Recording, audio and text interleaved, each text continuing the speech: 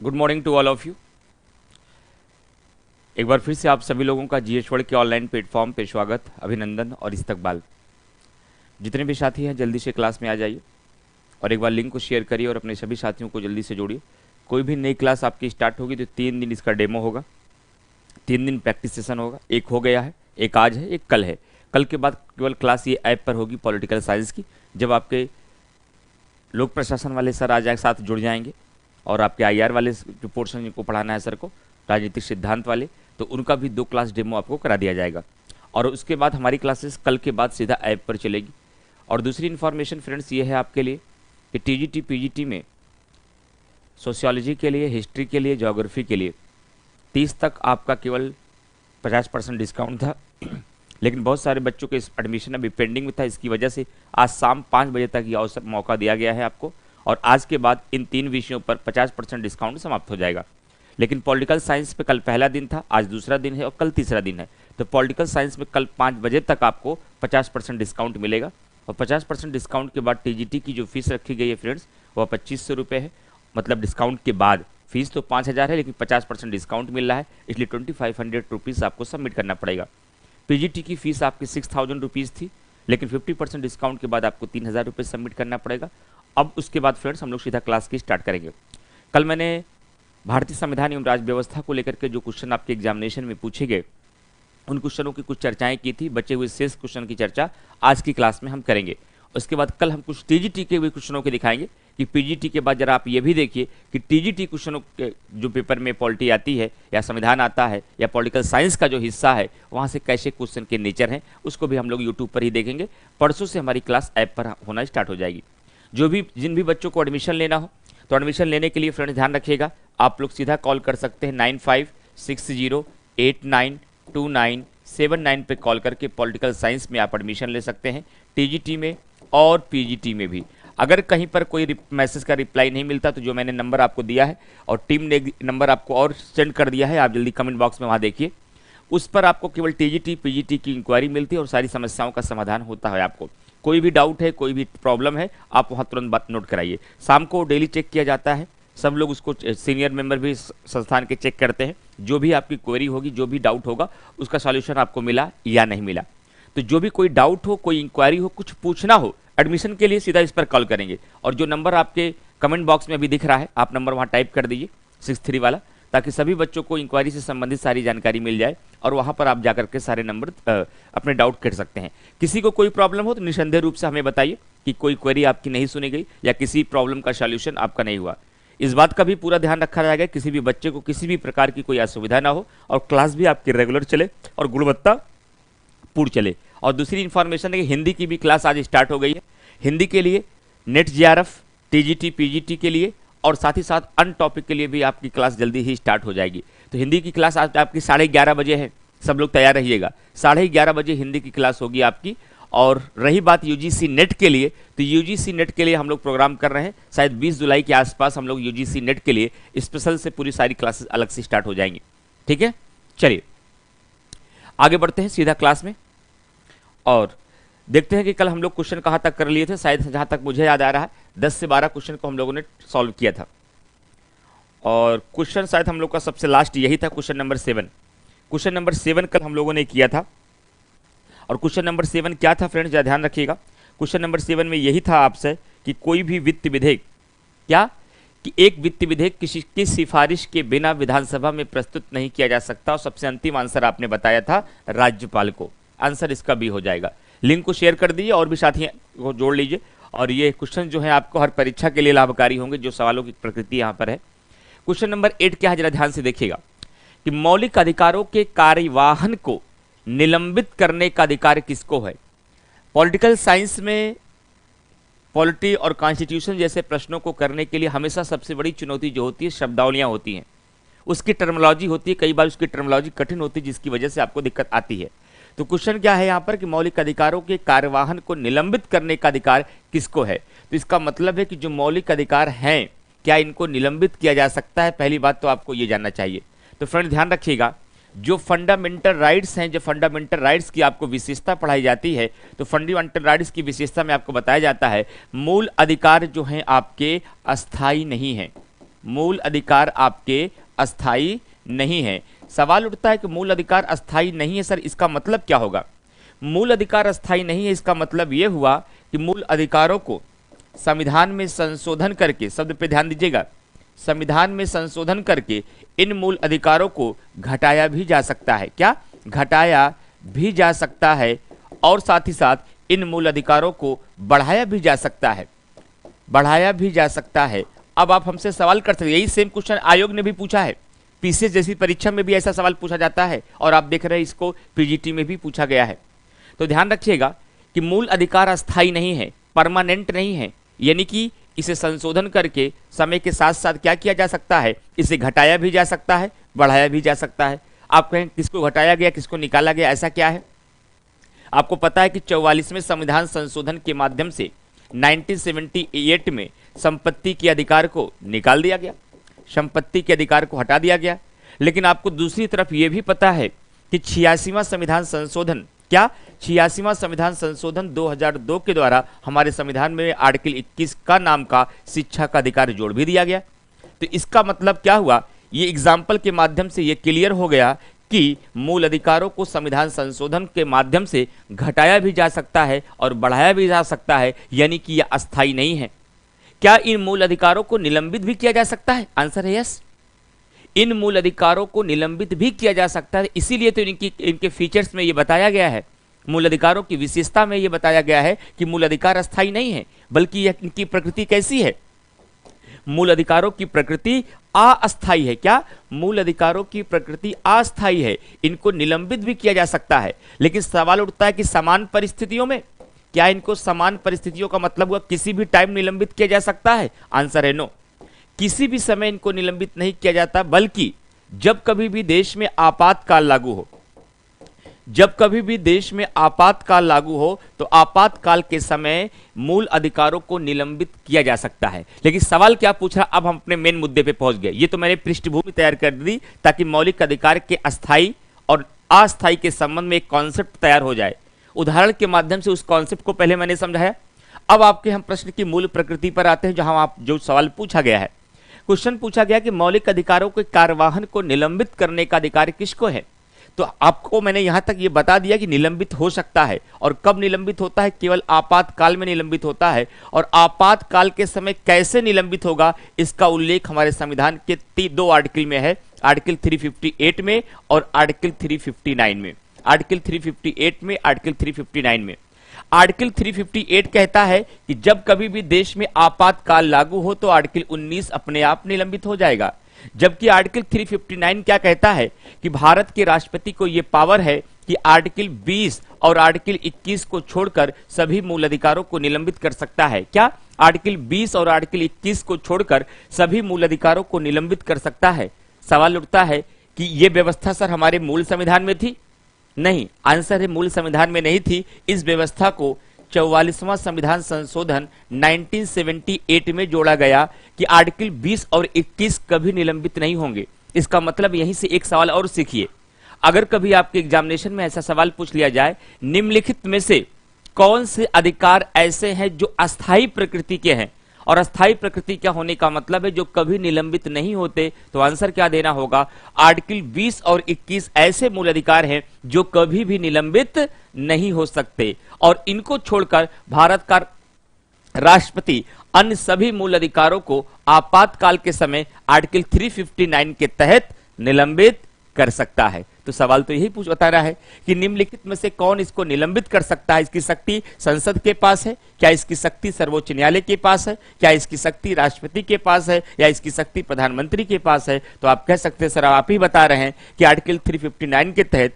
आपातकाल के समय भारत का राष्ट्रपति 20 और 21 को छोड़कर सभी मूल अधिकारों को निलंबित कर सकता है। इसका मतलब है कि निलंबित करने का अधिकार किसे है? राष्ट्रपति। केवल इसका उत्तर सीखेंगे तो ये रटना हो गया कि निलंबित राष्ट्रपति करता है, लेकिन जब उसके आसपास के सारे प्रश्नों को घेर के आप करेंगे तब आपका असली मकसद पूरा हो पाएगा। तो क्वेश्चन प्रैक्टिस करने के कई तरीके होते हैं। एक तरीका है तो क्वेश्चन का केवल आंसर जान जाइए, एक तरीका यह है कि उसके आसपास बनने वाले सारे सवालों को ऐसा घेरिए कि एक क्वेश्चन सॉल्व करने के बाद 10 क्वेश्चन पे आपकी पकड़ बन पाए। अगर क्वेश्चन को सही तरीके से सॉल्व किया जाए ना, तो एक क्वेश्चन के अभ्यास में 10 क्वेश्चन हमारे तैयार होते हैं। लेकिन हम गलती क्या करते हैं, हम रटने का प्रयास करते हैं बजाय इसकी कि समझने का। तो हमारा प्रयास क्या होना चाहिए, जब हमारे सामने एक क्वेश्चन आए, जो सेगमेंट हो, जो टॉपिक हो, उससे रिलेटेड और क्या नया सवाल माध्यमिक आपसे पूछ सकता है, उसकी एक स्पष्ट पकड़ आपको होनी चाहिए। मैं उम्मीद करता हूं यहां सारे हिस्से आप समझ चुके होंगे। अब मैं आगे बढ़ूंगा नेक्स्ट पॉइंट की तरफ। अगला पॉइंट क्या है कि संसद में पहला लोकपाल विधेयक प्रस्तुत हुआ था। क्या संसद में पहला लोकपाल विधेयक कब प्रस्तुत हुआ था? यह क्वेश्चन फ्रेंड्स आपसे पूछा गया है कि लोकपाल विधेयक संसद में पहली बार कब प्रस्तुत किया गया था, यह क्वेश्चन आपको बताना है फ्रेंड्स। तो लोकपाल विधेयक को लेकर आपको पता है कि अम्बुड्समैन के स्थान पर भारत में, अगर मैं बात करूं अम्बुड्समैन, तो अम्बुड्समैन में को भारत में क्या कहा गया, लोकपाल और लोकायुक्त की संज्ञा दी गई। क्या लोकपाल और लोकायुक्त की संज्ञा दी गई है फ्रेंड्स, तो ध्यान रखिएगा। एक्चुअली क्या था 1966 में, आपको जैसा कि पता है प्रथम प्रशासनिक सुधार आयोग का गठन होता है। 1966 में प्रथम प्रशासनिक सुधार आयोग का गठन होता है। लेकिन अगर मैं बात करूं कि सर्वप्रथम भारत में लोकपाल विधेयक के संबंध में बात किसने रखी थी, सबसे पहले इसकी चर्चा किसने की थी, तो ध्यान रखिएगा संसद में सबसे पहले, शब्द को नोट करिए, संसद में सबसे पहले 1960 में लोकपाल से संबंधित मुद्दों को किसने उठाया था, लोकपाल से संबंधित मुद्दे को आपको पता है जो जनता पार्टी की सरकार के प्रधानमंत्री बने, उन्होंने तो इसका अध्यक्ष उनको बनाया गया था, लेकिन इस बात को सबसे पहले के.एम. मुंशी ने उठाया था। के.एम. मुंशी ने इस बात को उठाया था। अगर लोकपाल की बात की जाए फ्रेंड्स कि लोकपाल से संबंधित चर्चा का विषय को किसने सर्वप्रथम उठाया था, तो 1960 में ही 1960 में सबसे पहले इस मुद्दे को उठाने वाले व्यक्ति का नाम क्या है, उठाने वाले व्यक्ति का नाम है के.एम. मुंशी। के.एम. मुंशी ने 1960 में सबसे पहले इस मुद्दे को उठाया। लेकिन ध्यान रखिएगा प्रथम प्रशासनिक सुधार आयोग की सिफारिश के पश्चात प्रथम प्रशासनिक सुधार आयोग का गठन कब हुआ, 1966 में हुआ। और प्रथम प्रशासनिक सुधार आयोग की सिफारिश के पश्चात, शब्द पे ध्यान दीजिएगा, सिफारिश के पश्चात फ्रेंड्स ध्यान रखिएगा 1968 में सर्वप्रथम लोकपाल विधेयक को प्रस्तुत किया गया। क्या लोकपाल विधेयक को क्या किया गया, प्रस्तुत किया गया। तो यहां दो तरीके से सवाल बनेगा फ्रेंड, ध्यान रखिएगा। पहला सवाल तो यह भी पूछा जा सकता है जब इसका मतलब लोकपाल से संबंधित सवाल पूछा गया है, क्योंकि ये सिलेबस में है, ये पीसीएस के भी सिलेबस में है, ये समीक्षा अधिकारी में भी है, ये आप देख रहे हैं यहां पीजीटी और टीजीटी में भी है कि लोकपाल विधेयक अम्बुड्समैन के नाम पर स्थान पर जो भारत में जिसका शब्द का प्रयोग हुआ वह है लोकपाल। क्या है अभी इसको भी समझाते हैं।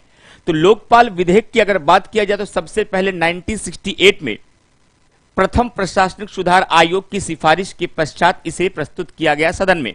लेकिन अगर सवाल पूछ ले कि प्रथम प्रशासनिक सुधार आयोग का गठन कब हुआ, 1966 में।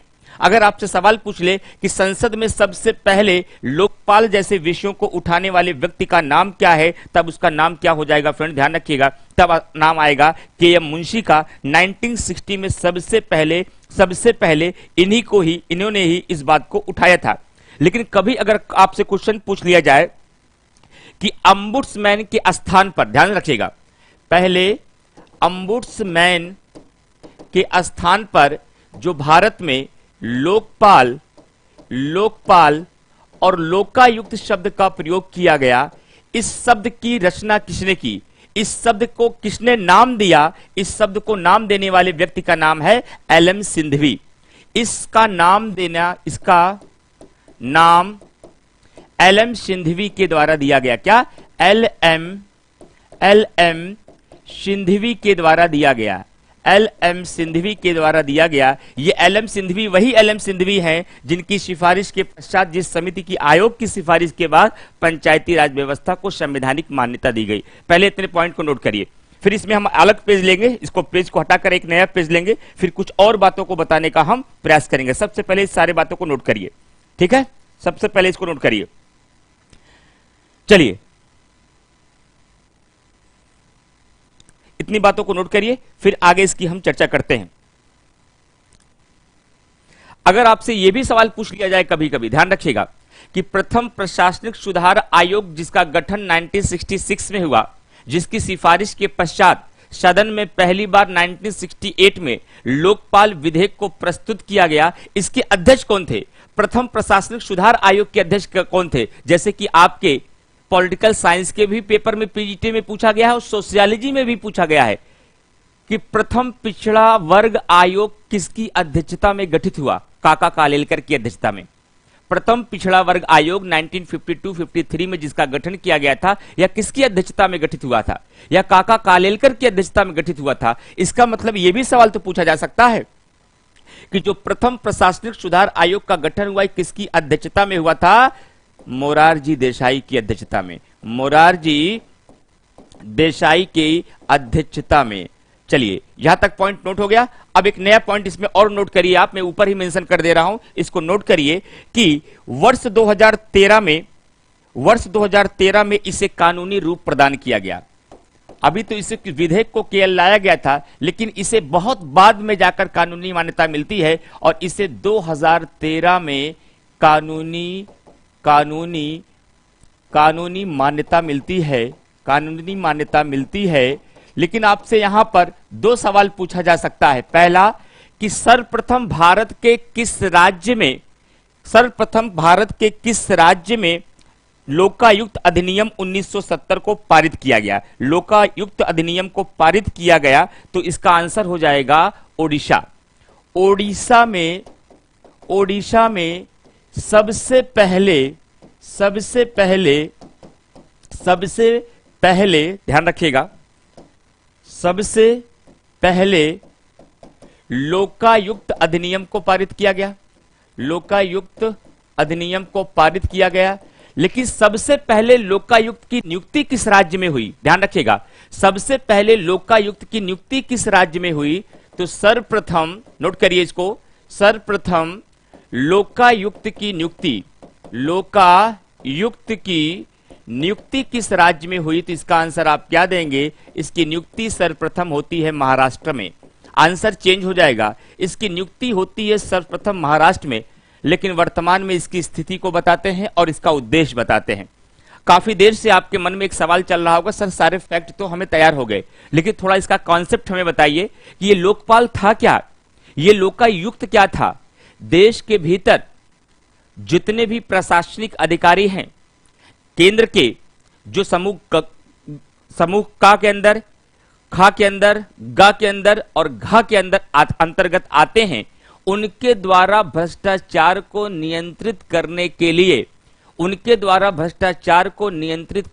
लिए लोकपाल और लोकायुक्त की नियुक्ति करने की बात की गई।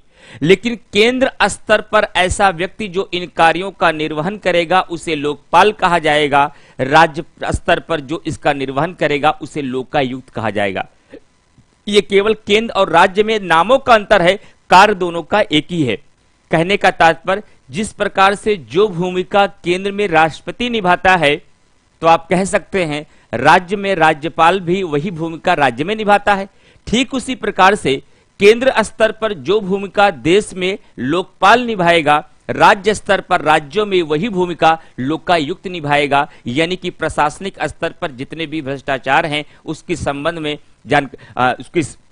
संबंध में उस भ्रष्टाचार को कम करने के लिए इसका गठन किया गया था। लेकिन इसमें राजनीतिक दलों को नहीं शामिल किया गया, जबकि सारा भ्रष्टाचार राजनीतिक दलों के साथ था। लेकिन ये राजनीतिक दलों के भ्रष्टाचार को लेकर के या उसमें सुधार को लेकर के कोई भी कार्रवाई नहीं कर पाता। और इसकी असफलता का सबसे बड़ा कारण यह है कि आज तक लोकपाल और लोकायुक्त को संवैधानिक मान्यता नहीं दिया गया, जिसकी वजह से आज भी बहुत सारे राज्यों में लोकपाल और लोकायुक्त का गठन नहीं किया गया है। केवल महज मुट्ठी भर 8 से 10 ऐसे राज्य हैं जहां पर लोकायुक्त का गठन किया गया है।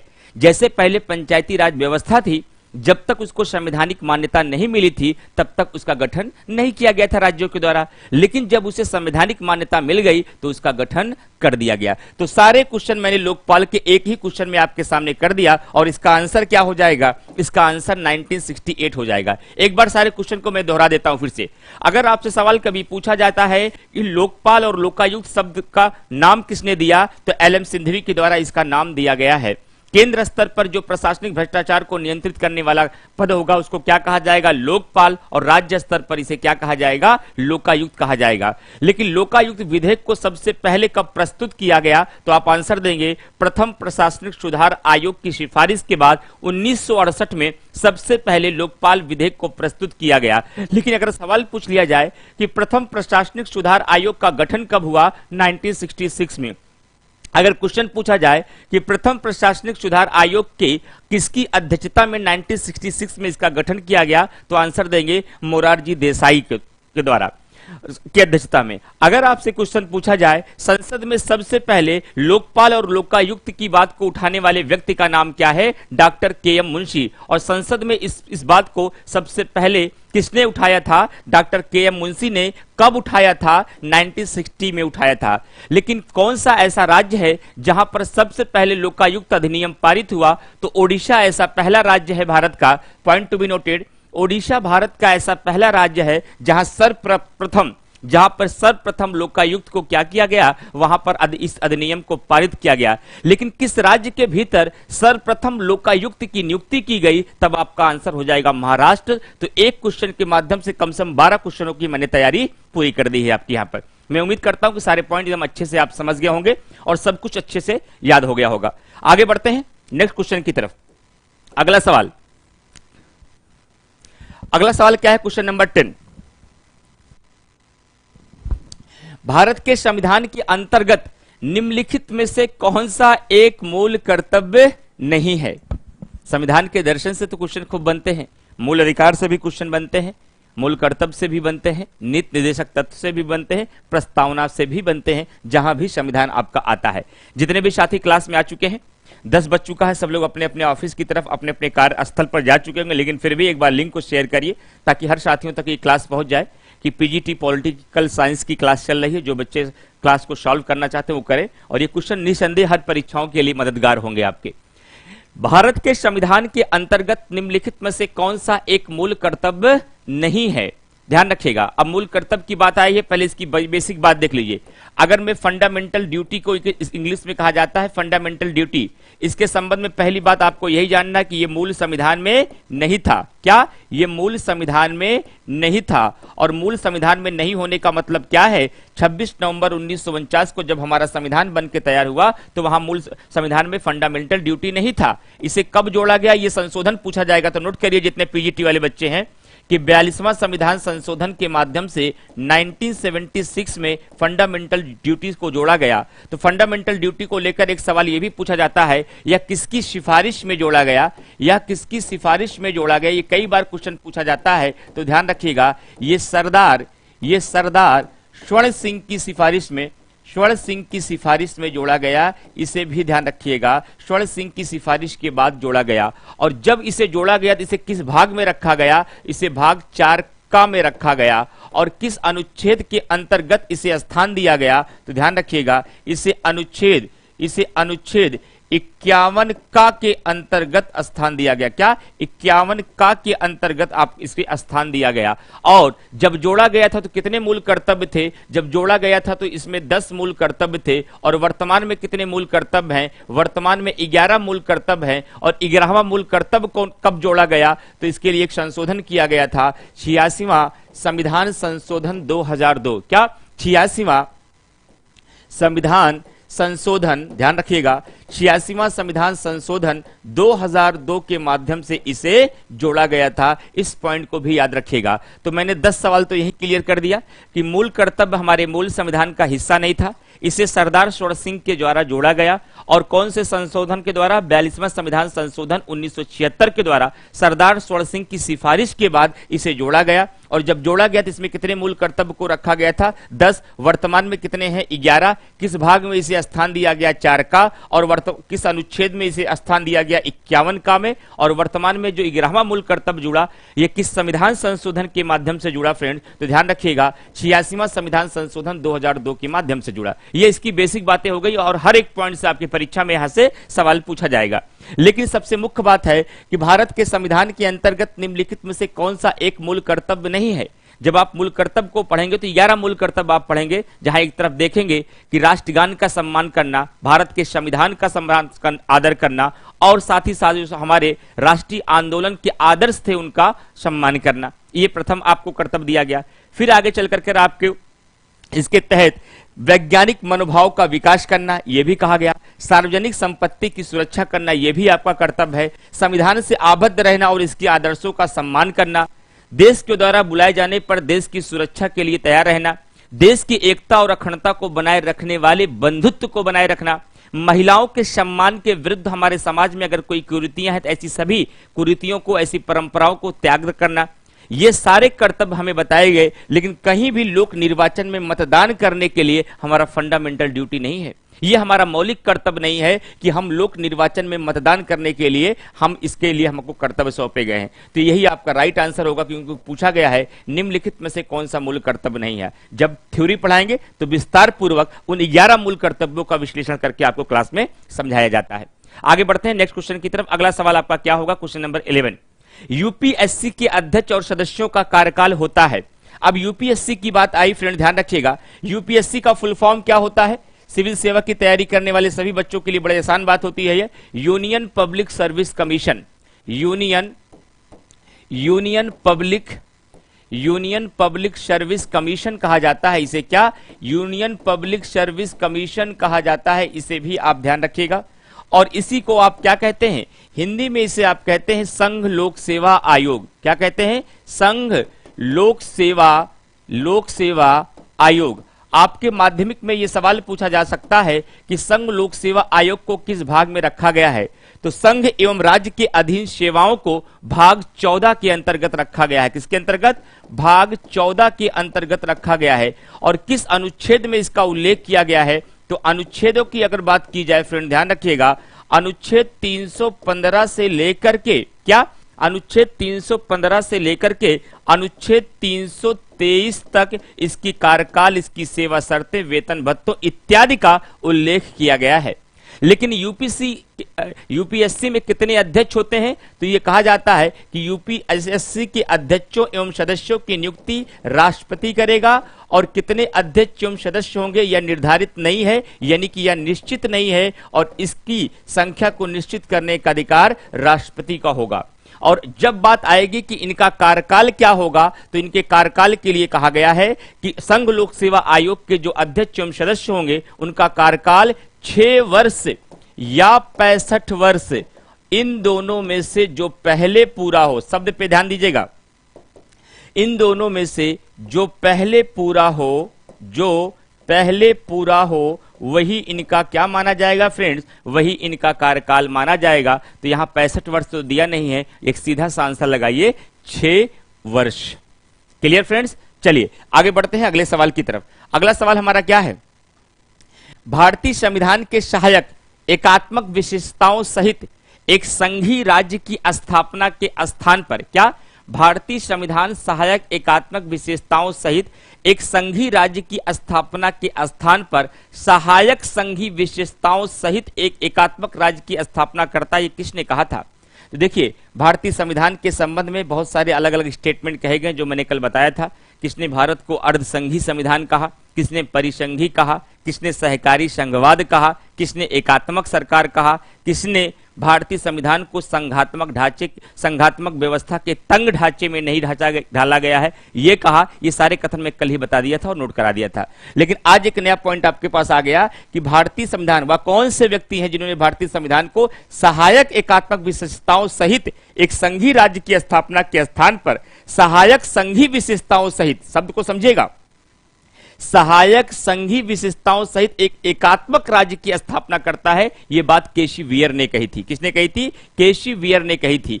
क्योंकि देखिए भारतीय संविधान जो है यह संरचना में कैसा है? यह संरचना में संघात्मक है। तो आपको हमसे पूछना चाहिए सर संघात्मक का मतलब क्या होता है? संघात्मक के दो मतलब होते हैं। पहला मतलब जहां दो स्तर की सरकारें हों, जहां दो स्तर की सरकारें हों। दो स्तर की सरकारों का मतलब क्या होता है सर? केंद्र में पूरे भारत के लिए शासन करने के लिए एक सरकार और राज्यों में राज्य के भीतर शासन करने के लिए एक समानांतर सरकार। तो भारत में दो स्तर की सरकारें हैं, आंसर है यस। इसका मतलब भारत में संघात्मक व्यवस्था है। दूसरी बात, संघात्मक व्यवस्था का एक और मतलब होता है केंद्र और राज्य। इसकी एक विशेषता यह भी है कि केंद्र और राज्यों के मध्य शक्तियों का बंटवारा होना चाहिए। क्या? केंद्र और राज्यों के मध्य, केंद्र और राज्यों के मध्य क्या होना चाहिए फ्रेंड्स? शक्तियों का बंटवारा होना चाहिए, पावर ऑफ सेपरेशन होना चाहिए। क्या भारत में पावर ऑफ सेपरेशन है? यस, हाँ भारत में पावर ऑफ सेपरेशन है। आपका सवाल हमसे होना चाहिए एक एग्जांपल देके आप समझाइए जिससे हमको ये क्लियर हो जाए कि भारत में पावर ऑफ सेपरेशन है। हम इसलिए कह सकते हैं कि भारत में पावर ऑफ सेपरेशन है कि जब आप 7वीं अनुसूची पढ़ते हैं, जब आप 7वीं अनुसूची पढ़ते हैं तो 7वीं अनुसूची के तहत आपको 3 प्रकार की सूचियां देखने को मिलती है, जिसमें संघ सूची है, राज्य सूची है और समवर्ती सूची है। इसका मतलब है कि प्रत्येक स्तर पर विषयों का बंटवारा किया गया है। इसका मतलब है भारत के भीतर सेपरेशन ऑफ पावर भी है, केंद्र और राज्य के मध्य शक्तियों का बंटवारा भी है। 2 स्तर की सरकारों को तो जाने दीजिए, हमारे यहाँ तो 3 स्तर की सरकारें हैं, यानी कि स्थानीय स्तर पर पंचायतों का भी गठन किया गया है। क्या? यानी कि स्थानीय स्तर पर पंचायतों का भी गठन किया गया है। तो इसका मतलब हम कह सकते हैं हमारे संविधान जो है ये संरचना में इसका जो स्ट्रक्चर है वह फेडरल है, वह संघात्मक है। लेकिन फिर भी पश्चिम के बहुत सारे विधिवेत्ताओं ने इसे एकात्मक सरकार के ढांचे में क्यों कहा, इसे एकात्मक सरकार के लक्षण क्यों बताया? इसलिए इन सब के अलावा हमारे संविधान के भीतर ऐसे बहुत सारे लक्षण हैं जो एकात्मक सरकार के लक्षण होते हैं। अब सवाल उठता है, अगर आपको ये कॉन्सेप्ट नहीं पता होगा कि एकात्मक सरकार के लक्षण क्या होते हैं, तब तक ये मामला आप नहीं समझ पाएंगे। एकात्मक सरकार का पहला लक्षण होता है, जैसे आप कह सकते हैं, कहते हैं एक मजबूत केंद्र की स्थापना। मजबूत केंद्र की स्थापना। तो क्या भारत में मजबूत केंद्र है? आंसर है यस, भारत में मजबूत केंद्र है। दूसरी बात यह है कि अवशिष्ट सूची के विषयों को केंद्र में होना। दूसरी बात यह है कि अवशिष्ट सूची के जो विषय हैं वो केंद्र में है। तो आंसर है यस, जो अवशिष्ट सूची के विषय रखे गए हैं उस पर कानून बनाने का अधिकार केवल केंद्र सरकार को है, यानी कि केवल संसद को यह पावर है। दूसरी बात, तीसरी बात, हमारे देश के भीतर एकल नागरिकता को अपनाया गया है। क्या? एकल नागरिकता को अपनाया गया है। और चौथी बात आप कह सकते हैं कि भारत में जो राज्यों के गठन को लेकर के शक्ति है, क्या? जो राज्यों के गठन को लेकर के जो शक्ति दी गई है वह केवल संसद के पास है, राज्य विधानमंडलों की शक्ति इसमें शून्य है। और चौथी बात आप कह सकते हैं कि भारत में आपातकालीन व्यवस्था है। आपातकालीन व्यवस्था के समय राज्य की सारी शक्तियां केंद्र में चली जाती है। और भारत में ये सारे लक्षण क्या बताते हैं? और पांचवी बात कि भारत में जो राज्यपाल की नियुक्ति होती है यह किसके द्वारा होती है? केंद्र के द्वारा की जाती है। और यह सारे लक्षण एक एकात्मक सरकार के लक्षण होते हैं, यूनिटरी पावर के लक्षण होते हैं। और इसी वजह से बहुत सारे विधिवेत्ताओं ने कहा कि केसी वियर ने भी क्या कहा? केसी वियर ने कहा कि संघी विशेषताओं के सहित, ऐसा नहीं है कि भारत में संघी विशेषता नहीं है। संघी विशेषता का उदाहरण मैंने आपको यहां पर बता दिया। और भारत में संघी विशेषताओं के साथ एक एकात्मक राज्य की स्थापना करता है, क्योंकि भारत में एकात्मक राज्य के लक्षण सर्वाधिक दिख रहे हैं, केंद्राभिमुख शासन व्यवस्था दिखती है, इसलिए केसी वियर ने ऐसा कथन कहा है। उम्मीद करते हैं कि पॉइंट आप समझ गए होंगे। आगे बढ़ते हैं नेक्स्ट पॉइंट की तरफ। लिंक को शेयर कर दीजिए और भी साथियों को आप लोग क्लास में जोड़ लीजिए। और ये पॉलिटिकल साइंस के पीजीटी और टीजीटी की परीक्षा के लिए है। जैसा कि आपको पता है फ्रेंड्स, टीजीटी की परीक्षा एक ऐसी परीक्षा है जिसको क्वालिफाई करके सिविल सेवा की तरफ आप आसानी से बहुत आगे बढ़ सकते हैं, क्योंकि यहां पर एक ठीक ठाक वेतन वाली आपको जॉब मिल जाती है। और यहां परीक्षा कितनी है? परीक्षा केवल एक है। केवल एक ऐसी ही वैकल्पिक परीक्षा आपको पास करके आनी है, और वहां अपने मन का विषय जो आपका सिविल में विषय है उसी में से कोई दो विषय ले सकते हैं अगर आपका कॉम्बिनेशन है और आप बीएड किए हैं। अगर आप मास्टर डिग्री है उसी विषय से, हिस्ट्री से, ज्योग्राफी से, पॉलिटिकल साइंस से, तो आप उसी से पीजीटी कर सकते हैं। एक परीक्षा को पास करिए, टीजीटी में आपकी नौकरी आपके हाथ में। केवल एक बार मुस्कुराना, रिजल्ट आ गया पॉजिटिव, जाकर ज्वाइन करिए। तो इसको आप एक बेहतर विकल्प और बेहतर कैरियर के रूप में चुन सकते हैं, और ये एक आपके लिए लॉन्ग टाइम कैरियर भी हो सकता है। और इसके बाद सिविल सेवा की तैयारी का रास्ता तो पूरी तरीके से फिर खुल जाता है। आगे देखते हैं, भारत के निर्वाचन आयोग का प्रावधान किस अनुच्छेद में है? अनुच्छेद 324 में, 325 में, 322 में या 323 में? 323 में। ध्यान रखिएगा, भारत निर्वाचन आयोग की बात किया जाए तो भारत निर्वाचन आयोग का जो गठन हुआ, कब हुआ फ्रेंड्स? कमेंट करके बताइए। भारत निर्वाचन आयोग का जो गठन किया गया, या गठन 25 जनवरी 1950 को गठन हुआ है। पहला सवाल यही पूछा जाता है आपसे माध्यमिक के द्वारा भी और अन्य परीक्षाओं में भी।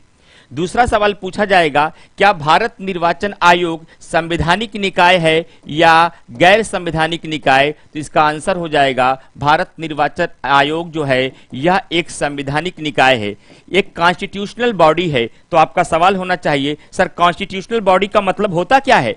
कॉन्स्टिट्यूशनल बॉडी का मतलब होता ऐसा कोई भी निकाय जिसका उल्लेख हमारे संविधान के किसी अनुच्छेद में किया गया हो। तो भारत निर्वाचन आयोग का उल्लेख किस अनुच्छेद में किया गया है? इसका उल्लेख अनुच्छेद 324 में किया गया है। क्या? अनुच्छेद 324 में किया गया है। इसे भी फ्रेंड्स आप ध्यान रखिएगा, अनुच्छेद 324 में इसका उल्लेख किया गया है। इसका मतलब क्या हुआ कि भारत निर्वाचन आयोग एक संवैधानिक निकाय है। और कुछ बातें बता देते हैं, और कुछ क्वेश्चन क्या पूछा गया है, भारत के निर्वाचन आयोग का प्रावधान किस अनुच्छेद में है? तो सीधा आंसर लगा देना है अनुच्छेद 324। तो 323 में क्या है? 323 के अनुच्छेद के तहत संघ लोक सेवा आयोग, नोट करिए, संघ लोक सेवा आयोग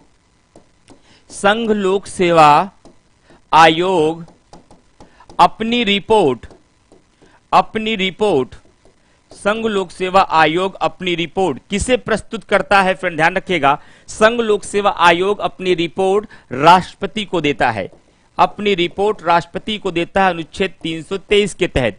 अनुच्छेद 322 की बात किया जाए तो इसमें संघ एवं राज्य लोक सेवा आयोग के व्यय को बताया गया है। राज्य लोक सेवा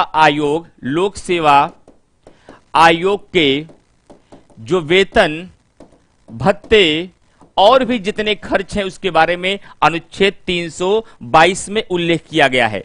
अनुच्छेद 325 की बात किया जाए तो इसमें यह कहा गया, संसद के दोनों सदनों के लिए, राज्य विधानमंडल के दोनों सदनों के लिए, यहां लोकसभा और राज्यसभा के लिए, यहां राज्य विधानसभा और विधान परिषद के लिए निर्वाचक नियमावली तैयार कराते समय इस बात का ध्यान रखा जाएगा कि किसी भी व्यक्ति का मतदाता सूची से नाम जाति, धर्म, लिंग के आधार पर नहीं हटाया जाएगा। ये मैंने चारों आर्टिकल आपको बता दिए कि 324 क्या कहता है, 325 क्या कहता है, 322 क्या कहता है और 323 क्या कहता है। और सबसे ज्यादा इंपॉर्टेंट 324 था, क्योंकि यही हमारा सवाल था कि भारत के निर्वाचन आयोग का प्रावधान किस अनुच्छेद में किया गया है। ठीक है, चलिए आगे बढ़ते हैं नेक्स्ट क्वेश्चन की तरफ। क्वेश्चन नंबर 14, क्वेश्चन नंबर 14 आपके सामने है फ्रेंड्स। यहां पर देखिए कॉन्सेप्चुअल क्वेश्चन आपसे पूछ लिया गया है, कई सारे क्वेश्चनों का जवाब यहां पर आपको देना पड़ेगा। यहां पर क्वेश्चन क्या पूछा गया फ्रेंड्स, ध्यान रखिएगा, किस देश की संसद को संसदों की जननी कहा जाता है? यह कॉन्सेप्चुअल क्वेश्चन है। जब आप बेसिक चीजें पढ़ते हैं, जैसे भी मेंस की क्लास चल रही, वहां पर यह सारी जानकारी आपको दी जाती है कि संसद की जननी। तो यहां मैं एक बात बताना चाहूंगा कि पूरी दुनिया में ज्यादातर संवैधानिक प्रावधानों का विकास ब्रिटेन में हुआ है।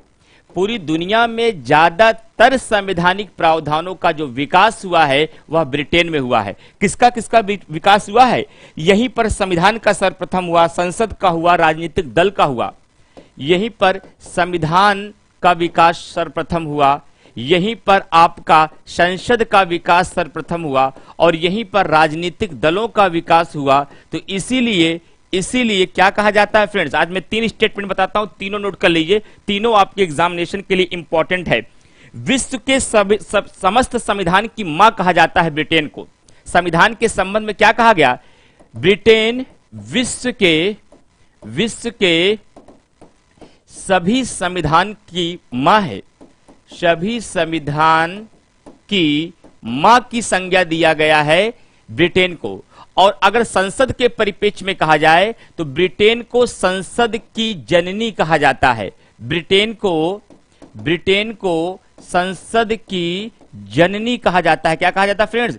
जननी कहा जाता है। जबकि राजनीतिक दलों की बात करें तो राजनीतिक दल के लिए ब्रिटेन को क्या कहा जाता है? विश्व के समस्त राजनीतिक दल का पिता कहा जाता है। क्या कहा जाता है? विश्व के समस्त राजनीतिक दल का पिता कहा जाता है। आज यहां जननी से सवाल पूछा गया। मैं 3 सवाल आपको यहां पर बताता हूं। अगर आपके कभी एग्जामिनेशन में सवाल पूछ लिया जाए कि विश्व के सभी संविधान की मां किसे कहा जाता है? ब्रिटेन को कहा जाता है। विश्व के सभी संसदों की जननी किसे कहा जाता है? ब्रिटेन को कहा जाता है। और विश्व के समस्त राजनीतिक दल का पिता किसे कहा जाता है? और ब्रिटेन को कहा जाता है। लेकिन अगर आपसे पूछा जाए सबसे पहले पूरी दुनिया में लिखित संविधान का विकास कहां पे हुआ, क्योंकि ब्रिटेन का संविधान अलिखित था, तो लिखित संविधान के अगर मैं विकास की बात करूं तो सर्वप्रथम लिखित संविधान का जो विकास हुआ फ्रेंड्स, वह हुआ आपका अमेरिका में। कहां पे हुआ? अमेरिका में। और ये पूरी दुनिया का सबसे छोटा संविधान भी है। क्या? छोटा संविधान भी है। और यहां पर केवल कितने अनुच्छेद हैं? यहां पर केवल 7 अनुच्छेद हैं। कितने फ्रेंड्स? केवल 7 अनुच्छेद यहां के संविधान में हैं। और यही अमेरिका का संविधान दुनिया का सबसे कठोर संविधान भी कहा जाता है। क्या कहा जाता है? दुनिया का सबसे कठोर संविधान भी कहा जाता है। ये सारे बेसिक क्वेश्चन हैं। अलिखित संविधान ब्रिटेन, लिखित संविधान अमेरिका, सबसे कठोर संविधान आपका अमेरिका, सबसे लचीला संविधान ब्रिटेन, एकात्मक सरकार ब्रिटेन, अध्यक्षात्मक सरकार अमेरिका, और संसदीय प्रणाली भारत, संसदीय प्रणाली ब्रिटेन। ये सारी बेसिक चीजें हैं जो आपके एग्जामिनेशन में सवाल पूछे जाते हैं फ्रेंड्स। लेकिन ध्यान रखिएगा, यहीं पर एक चर्चा में और करना चाहूंगा फ्रेंड्स, ध्यान रखिएगा, यहीं पर एक चर्चा में आपसे और करना चाहूंगा कि एक क्वेश्चन भारत के परिप्रेक्ष्य में भी पूछा जा सकता है। भारत का जो संविधान है फ्रेंड्स, यह सबसे व्यवहारिक, भारत का जो संविधान है, भारत का संविधान दुनिया के सभी संविधानों में से सबसे व्यवहारिक संविधान माना जाता है। क्या? सबसे व्यवहारिक संविधान माना जाता है। और साथ ही साथ यह नम्यता और अनम्यता का अनोखा मिश्रण भी है। यह नम्यता प्लस अनम्यता का, दूसरे शब्दों में कह सकते हैं कठोर और लचीलेपन का ये अनोखा मिश्रण भी है। क्या? ये अनोखा मिश्रण है। एक बार आपके ही माध्यमिक के द्वारा यह सवाल पूछा गया कि भारतीय संविधान लचीले और कठोर संविधान का अद्भुत समन्वय है। यह बात किसने कहा था? यह बात डॉक्टर भीमराव अंबेडकर और जेएल नेहरू दोनों व्यक्तियों ने कहा था। शब्द पे ध्यान दीजिएगा।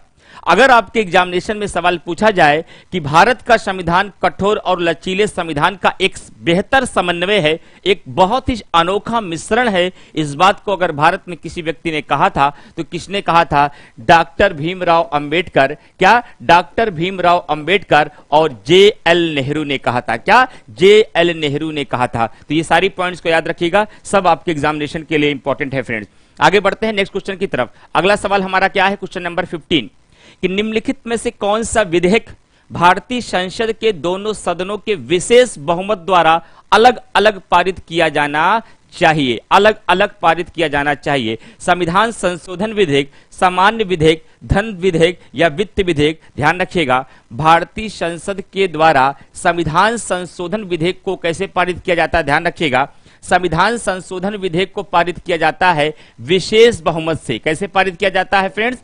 विशेष बहुमत से पारित किया जाता है। कैसे? विशेष बहुमत से पारित किया जाता है। लेकिन यहीं पर ध्यान रखना होगा कौन सा विशेष बहुमत है, इस बात को भी ध्यान रखना होगा।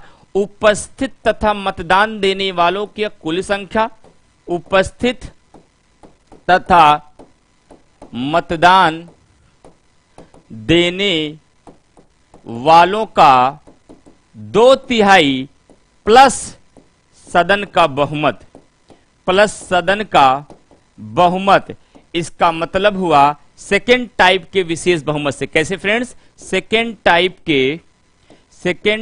के विशेष बहुमत के माध्यम से, सेकेंड टाइप के विशेष बहुमत के माध्यम से क्या किया जाता है, इसे पारित किया जाता है। क्या इसे पारित किया जाता है? किस बहुमत, किस विधेयक को? संविधान संशोधन विधेयक को। आगे बढ़ते हैं अगले सवाल की तरफ। अगला सवाल हमारा क्या है कि भारत के संविधान में समानता का अधिकार 5 अनुच्छेदों द्वारा प्रदान किया गया है। तो अभी शायद कल की क्लास में ही किसी क्लास में हम डिस्कस भी इस बात को लेकर कह रहे थे कि वर्तमान में हमारे फंडामेंटल अगर राइट्स की बात किया जाए तो मैं संक्षिप्त में थोड़ी जानकारी आपको दे देता हूं, फंडामेंटल राइट्स को बेसिक जानकारी आपको दे देता हूं। फंडामेंटल राइट्स की बात अगर करेंगे तो इसको किस भाग में रखा गया है फ्रेंड्स? इसे भाग 3 में रखा गया है। किस अनुच्छेद में रखा गया है? 36 से 51 तक रखा गया है। और ध्यान रखिएगा इस मूल अधिकार को कहां से लिया गया है? ये अमेरिका के संविधान से लिया गया है। और इसमें मूल संविधान में कितने अधिकार थे? 7 अधिकार थे। वर्तमान में कितने अधिकार हैं? 6 अधिकार हैं। ये 7 से 6 कैसे हो गए? क्योंकि 44वां संविधान संशोधन के माध्यम से, क्योंकि 44वां संविधान संशोधन के माध्यम से 1978 में, क्या 1978 में संपत्ति के अधिकार को मूल अधिकार से निकाल दिया गया। संपत्ति के अधिकार को मूल अधिकार से निकाल दिया गया। तो वर्तमान में कितने मूल अधिकार बचे हमारे पास? तो वर्तमान में हमारे पास 6 अधिकार हैं। कितने? हमारे पास वर्तमान में 6 अधिकार हैं। एक तो समानता का अधिकार, एक तो स्वतंत्रता का अधिकार, एक तो शोषण के विरुद्ध अधिकार, एक हमारी धार्मिक स्वतंत्रता, एक हमारा सांस्कृतिक एवं शैक्षणिक अधिकार, सांस्कृतिक एवं शैक्षणिक अधिकार, उसके बाद संवैधानिक उपचारों का अधिकार। और इनका क्लासिफिकेशन कैसे किया गया है? थोड़ा ध्यान रखिएगा। समानता के अधिकार को अनुच्छेद 14 से लेकर 18 के मध्य रखा गया है, जबकि स्वतंत्रता के अधिकार को आर्टिकल 19 से लेकर के 22 के मध्य रखा गया है, जब शोषण के विरुद्ध अधिकार को 23 से 24 के मध्य रखा गया है, और धार्मिक स्वतंत्रता को 25 से लेकर 28 के मध्य रखा गया है, और सांस्कृतिक एवं शैक्षणिक अधिकार को 29 से 30 के मध्य रखा गया है, जबकि सबसे लास्ट में संवैधानिक उपचारों के अधिकार को आर्टिकल 32 में रखा गया है। लेकिन आपका एक सवाल हो सकता है कि सर मूल अधिकार को तो 12 से लेकर के 35 तक रखा गया। सॉरी बाय मिस्टेक मैंने 36 से 51 लिख दिया शायद, यहां पर ये 12 से 35 है भाई, बाय मिस्टेक शायद मैंने 36 से 51 लिख दिया है। ठीक है, बाई मिस्टेक शायद यहाँ 12 से 36 से मैंने 51 लिख दिया था, 12 से 35 है ये। तो आप कह सकते हैं अगर सर मूल अधिकारों से 12 से 35 के मध्य रखा गया है, क्या अगर मूल अधिकारों को 12 से 35 के मध्य रखा गया है तो आपने समानता के अधिकार को 14 से प्रारंभ करके 32 पे समाप्त कर दिया। इसका मतलब ये हो गया कि अनुच्छेद 12, अनुच्छेद 13, अनुच्छेद 33, अनुच्छेद 34 और अनुच्छेद 35 ये डायरेक्ट फंडामेंटल राइट्स नहीं है। क्या ये डायरेक्ट फंडामेंटल राइट्स नहीं है, बल्कि मूल अधिकारों से संबंधित कुछ अन्य प्रावधानों की ये बात करते हैं। लेकिन अब आप सवाल करेंगे अनुच्छेद 31 फिर कहां गया? अनुच्छेद 31 को निश्चित कर दिया गया है, समाप्त कर दिया गया है, क्योंकि पहले संपत्ति के अधिकार को यहीं पर रखा गया था। तो हमारा सवाल क्या है, जरा ध्यान से सुनिएगा कि भारत के संविधान में समानता का अधिकार 5 अनुच्छेदों द्वारा प्रदान किया गया है। वह अनुच्छेद कौन कौन से हैं? 14 से 18। 14 से 18 की बद्ध समानता के अधिकार को रखा गया है। राइट आंसर हमारा बी हो जाएगा। अगला सवाल देखते हैं, भारत के सर्वोच्च विधि अधिकारी निम्नलिखित में से किसे माना जाता है? ये सब लड्डू सवाल है, इस सवालों में कोई दम नहीं है। जब आप पॉलिटी पढ़ेंगे पूरा हमारे साथ, तो ये सब सवाल आप इसे मुस्कुराते हुए सही करके आएंगे, चाहे जितना कठिन क्वेश्चन पूछा जाए। सर टीजीटी आर्ट का क्लास कब शुरू होगा? अजय पांडे भैया सवाल कर रहे हैं कि सर टीजीटी आर्ट का सवाल कब शुरू होगा? फैकल्टी सर्च में है, और कोई भी बेहतर से बेहतर फैकल्टी यानी कि सबसे बेहतर फैकल्टी जैसे ही हमारे बीच आ जाएगी तो जल्दी से हम आर्ट की क्लास यानी कि टीजीटी कला की भी क्लास को हम लॉन्च कर देंगे। तो अभी हमारे पास फैकल्टी अवेलेबल इसकी नहीं हो पाई है, जैसे ही होगी उसकी भी क्लास स्टार्ट हो जाएगी। अभी हमारे क्या history, geography, politics, political science और सोशियोलॉजी, और आज 11:30 बजे हिंदी की क्लास है। आज 11:30 बजे हिंदी की क्लास है, और रात को 9 बजे फ्रेंड्स ध्यान रखिएगा, आज रात को 9 बजे आपकी मैथ्स की क्लास भी स्टार्ट हो जाएगी। क्या मैथ्स की क्लास भी टीजीटी पीजीटी की स्टार्ट हो जाएगी। सभी लोग लाइव आइए, देखिए कि मैथ किस तरीके से पढ़ाया जाएगा आपको, और जो आगे आपको सीसेट में भी काम आएगा, और आपको टीजीटी पीजीटी के लिए विस्तार पूर्वक पूरा चर्चा किया जाएगा, डेमो क्लास के रूप में आपको मिलेगी। जैसे जैसे फैकल्टी हमारे साथ और जुड़ती जाएगी आपको क्लासेस मिलती जाएंगी। चलिए क्वेश्चन नंबर 17 को देखते हैं कि भारत के सर्वोच्च विधि अधिकारी निम्नलिखित में से किसे माना जाता है?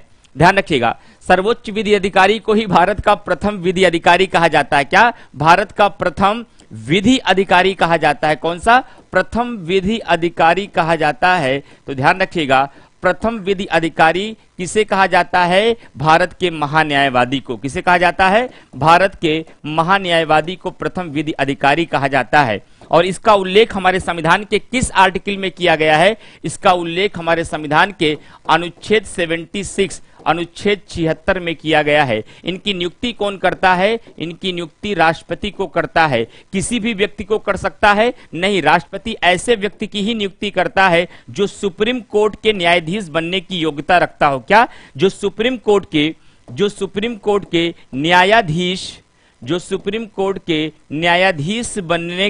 न्यायाधीश बनने की योग्यता रखता हो, वही क्या कहलाएगा? वही महान्यायवादी नियुक्त होगा। लेकिन राष्ट्रपति जब महान्यायवादी को नियुक्त करेगा तो अपने विवेक से करेगा? आंसर है नहीं, बल्कि यह मंत्री परिषद की सलाह से करेगा। क्या? मंत्री परिषद की सलाह से करेगा। क्या इनका कार्यकाल निश्चित होता है? तो सवाल है कि इनका कार्यकाल निश्चित नहीं है, और इनका कार्यकाल अगर निश्चित नहीं है तो उसका कारण क्या है? इनका कार्यकाल निश्चित क्यों नहीं है? क्योंकि ये महान्यायवादी राष्ट्रपति के, फ्रेंड्स ध्यान रखिएगा, ये महान्यायवादी राष्ट्रपति के प्रसाद पर्यंत अपना पद धारण करते हैं। क्या? राष्ट्रपति के प्रसाद पर्यंत अपना पद धारण करते हैं, इसलिए इनका कार्यकाल निश्चित नहीं है। और इनका वेतन शब्द का प्रयोग भी, इनके लिए वेतन शब्द का प्रयोग भी हमारे संविधान में नहीं किया गया है, क्योंकि इनका वेतन निश्चित है नहीं, बल्कि इनको एक निश्चित पारिश्रमिक दिया जाता है, जिसको इंग्लिश में रिम्यूनरेशन कहा जाता है। और उस पारिश्रमिक का निर्धारण कौन करता है? भारत का राष्ट्रपति। ये केवल माध्यमिक में ही नहीं, लोक सेवा आयोग भी ऐसा सवाल आपसे पूछ चुका है 2020 में। और माध्यमिक में टीजीटी पीजीटी में तो प्रायः आपको बहुत सिंपल लेवल के क्वेश्चन आपके आते हैं। तो इसका आंसर क्या हो जाएगा? इसका आंसर क्या हो जाएगा कि भारत के महान्यायवादी को, ये है महान्यायवादी, भारत के महान्यायवादी को क्या कहा जाता है? भारत के सर्वोच्च विधि अधिकारी के रूप में इनको जाना जाता है। क्या? भारत के सर्वोच्च विधि अधिकारी के रूप में इनको जाना जाता है। इसे भी फ्रेंड्स याद रखिएगा। चलिए आगे बढ़ते हैं नेक्स्ट पॉइंट की तरफ। अगले क्वेश्चन को हम लोग देखते हैं। अगला सवाल हमारा क्या है? क्वेश्चन नंबर 18, निम्नलिखित में से कौन सा भारत सरकार के सहायक अभिकरण का उदाहरण है? सहायक अभिकरण का उदाहरण है। क्वेश्चन क्या पूछा गया है कि निम्नलिखित में से कौन भारत का सहायक अभिकरण का उदाहरण है? एग्जाम्पल पूछा गया है। ध्यान रखिएगा, कार्यपालिका के कार्यों में सहयोग देने के लिए कर्मचारियों को दो भागों में विभाजित किया गया। क्या किया गया है? कर्मचारी जितने भी कार्यपालिका के कार्य हैं, उन कार्यपालिका के कार्यों को करने के लिए कर्मचारियों को दो भागों में विभाजित किया गया है। और उसके अंतर्गत फ्रेंड्स कौन कौन से आएंगे? तो नीति आयोग है, प्रधानमंत्री है, मंत्रिमंडल सचिवालय है। तो ध्यान रखिएगा, भारत सरकार में सहायक अभिकरण का उदाहरण है। तो ध्यान रखिएगा, नीति आयोग भारत सरकार का सहायक अभिकरण का उदाहरण नहीं है, बल्कि ये नीति आयोग तो आपको पता है जो योजना आयोग के स्थान पर आया है, यह थिंक टैंक के रूप में काम करता है। और थिंक टैंक के साथ साथ यह सहकारी संघवाद के सिद्धांत पर काम करता है। क्या? सहकारी संघवाद के सिद्धांत पर कार्य करता है। तो भारत के विकास के लिए राज्य के साथ सहयोगात्मक नेचर के साथ योजनाओं को तैयार करता है। तो यह सहायक अभिकरण तो हो ही नहीं सकता है। देश का प्रधानमंत्री भारत सरकार का तो वास्तविक प्रमुख है, इसका कोई सवाल ही नहीं उठता। भारत का राष्ट्रपति प्रधानमंत्री जो है, ये हमारी कार्यपालिका का क्या है? ये हमारी कार्यपालिका का वास्तविक प्रमुख है। क्या है? हमारी कार्यपालिका का वास्तविक प्रमुख है। तो प्रधानमंत्री भी सहायक अभिकरण का उदाहरण नहीं हो सकता है। उसके बाद है मंत्रिमंडल सचिवालय। तो ये चर्चा में मुद्दा रहा। तो जो मंत्रिमंडल सचिवालय भी है, ये भी आपका सहायक अभिकरण का उदाहरण नहीं है। और कार्यपालिका शक्तियों के सहायता देने के लिए प्रयोग अगर होता है तो केंद्रीय सार्वजनिक निर्माण विभाग का इसका प्रयोग किया जाता है सहायक अभिकरण के रूप में। और इन तीन के अपने स्वतंत्र कार्य हैं, अपने अलग से बहुत सारे दायित्व हैं। यह सहायक अभिकरण के रूप में सरकार के लिए कार्य नहीं करते, सरकार के लिए कार्य करते हैं। इसलिए राइट आंसर सी होगा। और ये तीनों नहीं करते, इसलिए ये ए, सी और डी कट गया। आगे बढ़ते हैं क्वेश्चन नंबर 19 की तरफ।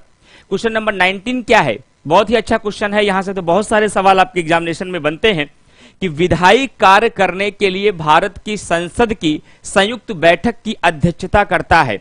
विधायी कार्य क्या है? जो विधायी कार्य का मतलब होता है कि नीतियों के निर्माण करने का कार्य। क्या? नीतियों के निर्माण करने का कार्य जो होता है, कानून को या विधियों के निर्माण के लिए जो कार्य होता है, विधियों के निर्माण के लिए जो कार्य होता है, वही सारे विधायी कार्य के अंतर्गत आते हैं। फिर यहां पूछा गया भारत की संसद की संयुक्त बैठक की अध्यक्षता कौन करता है। इसका मतलब है कि संयुक्त बैठक को लेकर से सवाल पूछा गया है। अब यहीं पर आप संयुक्त बैठक को लेकर के सारे क्वेश्चन को क्लियर कर लीजिए। संयुक्त बैठक की अगर बात की जाए फ्रेंड, तो ध्यान रखिएगा, अगर मैं संयुक्त बैठक की बात करूं तो संयुक्त बैठक कौन बुलाता है? तो ध्यान रखिएगा, संयुक्त बैठक बुलाने का काम देश का राष्ट्रपति करता है। कौन करता है? देश का राष्ट्रपति करता है। सवाल उठता है कि राष्ट्रपति किस अनुच्छेद के तहत करता है, तो इसका आंसर हो जाएगा अनुच्छेद 108 के तहत करता है।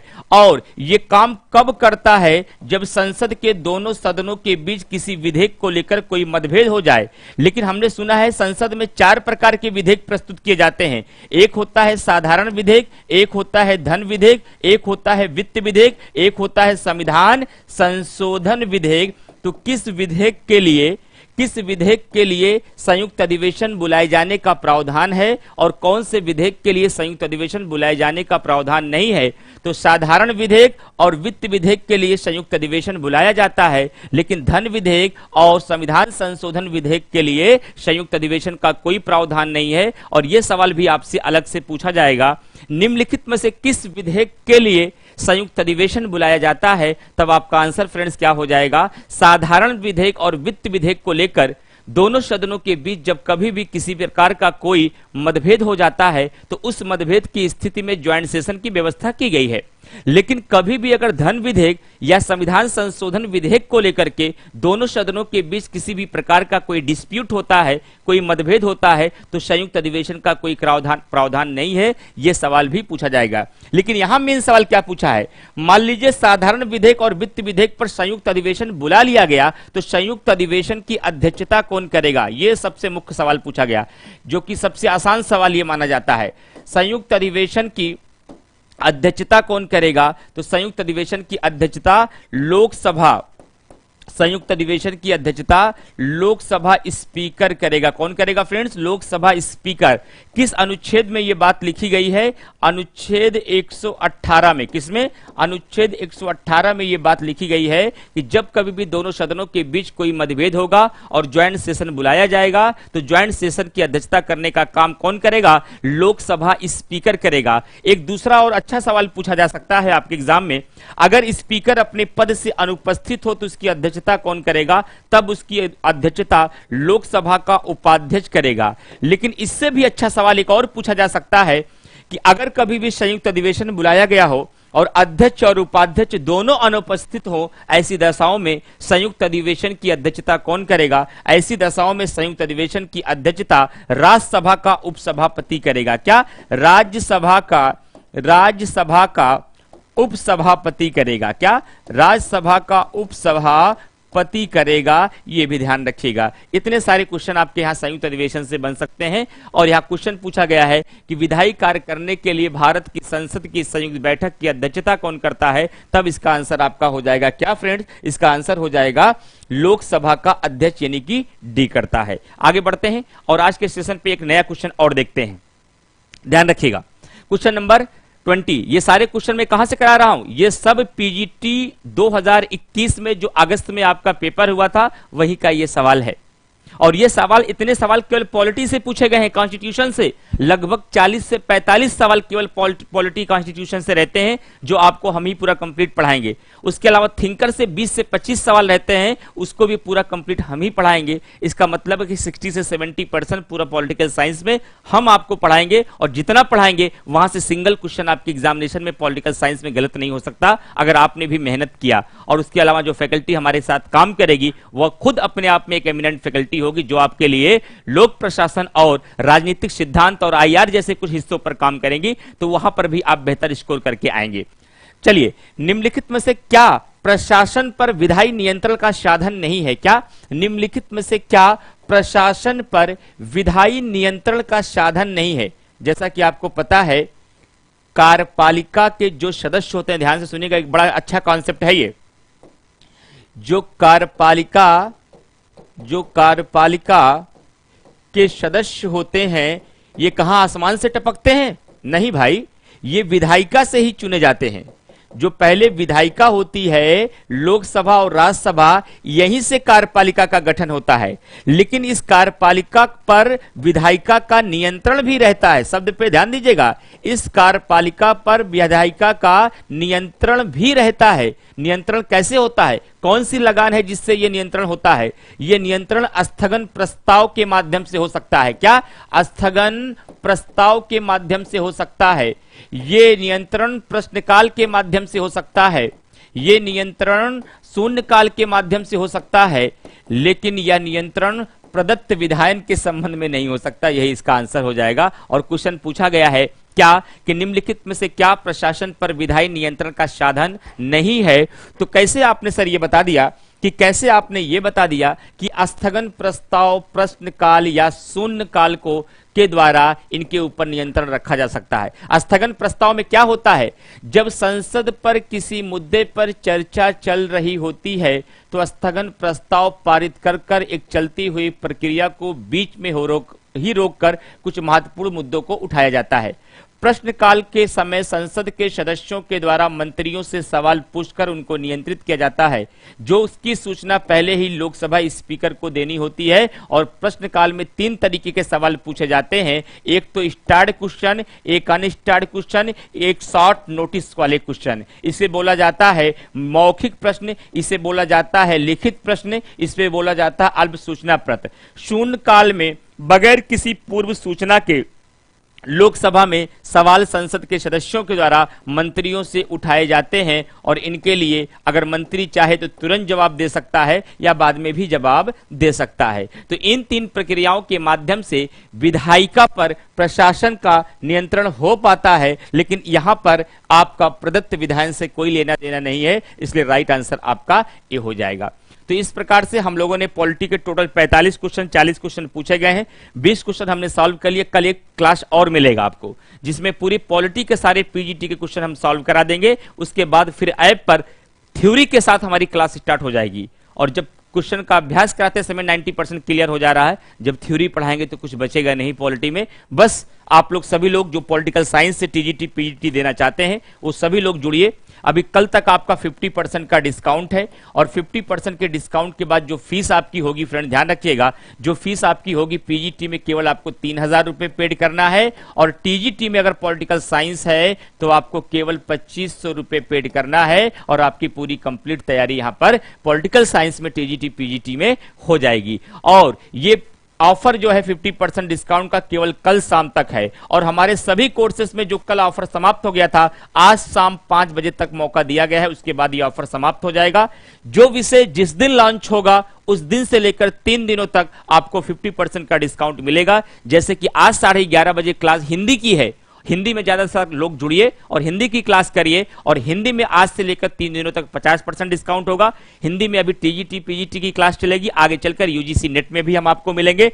इन सब के अलावा फ्रेंड ध्यान रखिएगा, एक बात का आपको और भी ध्यान रखना है, आज शाम को 9 बजे रात में इम्तियाज सर के द्वारा मैथ्स की भी क्लास स्टार्ट होगी और सर्वाधिक सीटें इस बार मैथ में ही है। तो मैथ के जितने भी बच्चे आज सब रेडी रहिए, मैथ की भी क्लास आपको रात को आज 9 बजे करने के लिए मिलेगा और इसमें भी 3 दिनों तक छूट रहेगी। और बहुत जल्दी हम कुछ साइंस की भी फैकल्टी लेकर के आएंगे, यानी कि बायोलॉजी, केमिस्ट्री और फिजिक्स के लिए। लेकिन अभी कोई हम आपको निश्चित टाइम नहीं देंगे जब तक फैकल्टी हमारे बीच रेपुटेटेड फैकल्टी हमारे साथ जुड़ नहीं जाती है। मिलते हैं आपको कल की क्लास में। और शाम को जो और भी बच्चे जो सिविल सेवा के बच्चे इसमें क्लास कर रहे हैं तो ध्यान रखिएगा, शाम को हमारा मेंस का बैच है 5 बजे, यूपीपीसीएस मेंस का मॉड्यूल बैच पॉलिटी का है, वहां पर मिलिए। Thank you to all of you. किसी भी जानकारी के लिए आप लोग दिए गए नंबर पर जो आपको कमेंट बॉक्स में दिया गया वहां नंबर नोट कर सकते हैं। उसके अलावा एडमिशन करने के लिए 9560892979 पर कॉल करके किसी भी टीजीटी पीजीटी के क्लास में एडमिशन ले सकते हैं। Thank you to all of you.